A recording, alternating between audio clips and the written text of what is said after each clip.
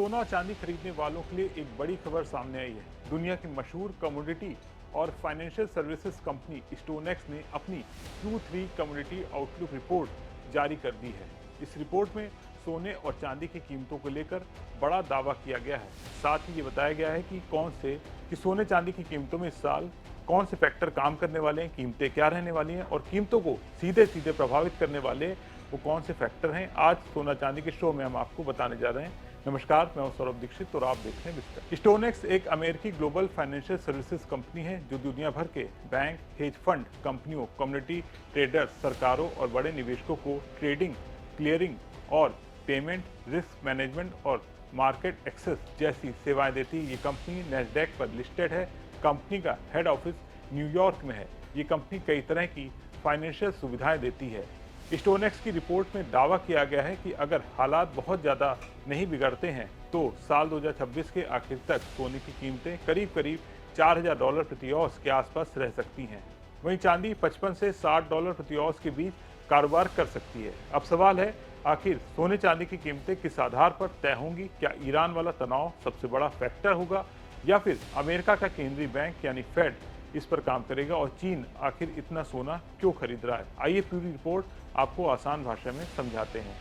Report से पहले ये जान लीजिए कि भारत में भी सोने चांदी की कीमतें क्या चल रही हैं। 13 जुलाई की दोपहर करीब 12:30 बजे मल्टी कम्युनिटी एक्सचेंज यानी MCX पर 5 अगस्त 2026 की डिलीवरी वाला सोना करीब 1100 रुपये की गिरावट के साथ कारोबार कर रहा था। सोना 1,42,306 रुपये प्रति 10 ग्राम पर ट्रेड कर रहा था। वहीं 4 सितंबर 2026 की डिलीवरी वाली चांदी करीब 3600 रुपये से ज़्यादा की गिरावट के साथ 2,19,000 रुपये प्रति किलो पर ट्रेड कर रही थी। स्टोनेक्स की पिछली रिपोर्ट में अनुमान लगाया गया था कि साल के अंत तक सोना $4000 के नीचे चला जाएगा, लेकिन ऐसा उम्मीद से पहले ही हो गया। जून के आखिर में सोना $4000 के नीचे फिसल गया क्योंकि निवेशकों ने फिलहाल निवेश से दूरी बना ली। अब सवाल यह कि ऐसा क्यों हुआ? रिपोर्ट के मुताबिक इसकी सबसे बड़ी वजह है ईरान से जुड़ा भू राजनीतिक तनाव। जब तक इस संकट का कोई स्थायी समाधान नहीं निकलता है तब तक सोने की कीमतों में उतार चढ़ाव बना रह सकता है।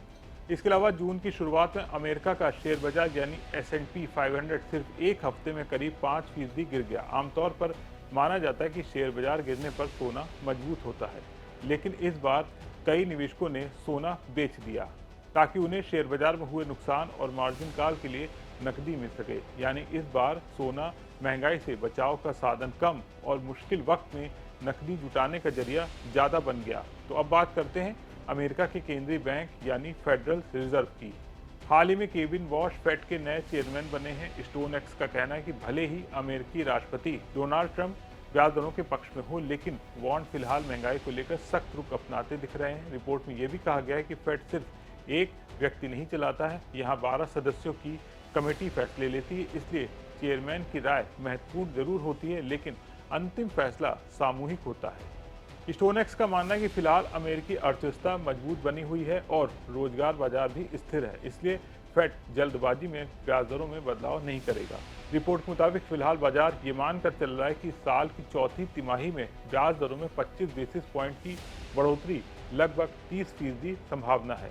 उधर अमेरिका का कोर PCE महंगाई आंकड़ा 3.5% पर पहुंच चुका है, जबकि फेड का लक्ष्य 2% है, यानी महंगाई अभी भी लक्ष्य से काफी ऊपर है। ऐसे में ब्याज दरें लंबे वक्त तक ऊंची बनी रह सकती हैं और यही सोने की चाल तय करेगा।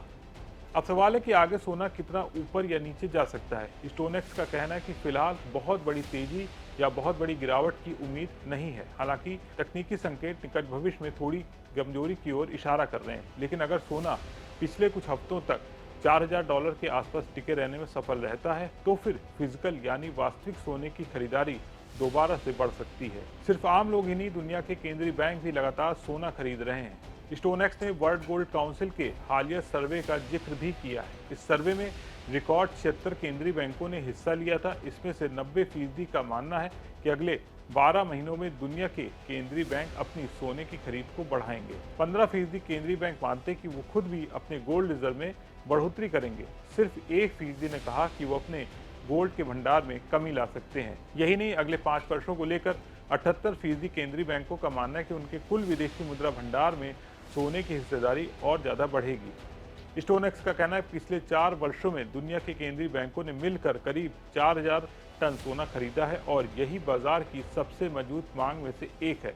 अब आखिर में जान लेते हैं कि कौन कौन सी बातें सोने चांदी को ऊपर या नीचे ला सकती हैं अगर मध्य पूर्व में तनाव फिर बढ़ता है, यूक्रेन युद्ध लंबा चलता है, केंद्रीय बैंक लगातार सोना खरीदते रहते हैं और वैश्विक अनिश्चितता बनी रहती है, तो सोने और चांदी को और ज़्यादा मजबूती मिल सकती है। लेकिन अगर ईरान और मध्य पूर्व में स्थायी युद्ध विराम हो जाता है, शेयर बाजार में और गिरावट आ जाती है, केंद्रीय बैंक ब्याज दरें बढ़ाते हैं या फिर नया फेड नेतृत्व उम्मीद से ज़्यादा सख्त रुख अपना लेता है, तो फिर सोने और चांदी पर दबाव बन सकता है। कुल मिलाकर स्टोनेक्स का साफ कहना है कि साल 2026 के बाकी महीनों में सोने में उतार चढ़ाव जरूर रहेगा, लेकिन साल के अंत करीब $4000 प्रति औंस के आसपास ही हो सकता है। वहीं चांदी 55 से $60 प्रति औंस के दायरे में रह सकती है।